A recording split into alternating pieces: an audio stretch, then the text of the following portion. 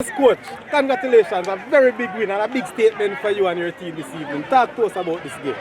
So good evening. So all we asked the boys for was to just rebound. We got a 4-0 defeat by Glenmuir down by our home. We just asked the boys to stick together. Come on here today. We went down 2-0, but guess what? We showed the fighting spirit being the Cubans, and we went up 3-2 and we are victorious. I know, Coach, it must have been a difficult ride coming in.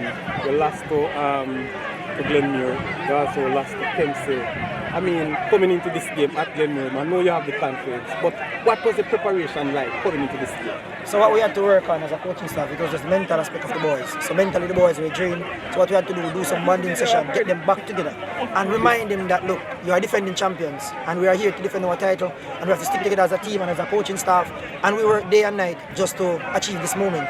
And we're going to take the second round step by step as we move forward. So, Coach, going into the second round, I know you probably earlier looking so that things may change from second to a first.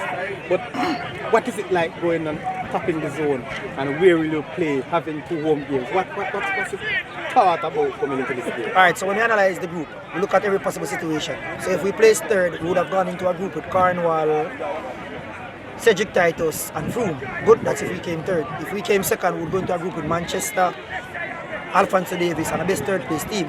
If we came first, we would have 2 home games. We would play Paul Bogle, Titchfield and the best third place team. So we had went and we did our analysis and we told ourselves that, look, we need a victory so that we could avoid the travelling to go into Montego Bay. Wonderful, that must be an analyst from the coaching staff. But I tell you, the boys, talk to me about the vibes in the camp coming into this game. It was just a war.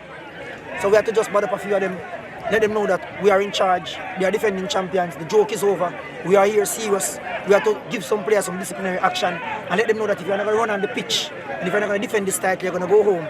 And they said, Coach, look, we're going to come here today, we're going to run no matter the scoreline and we're going to fight, and that's what we get from them.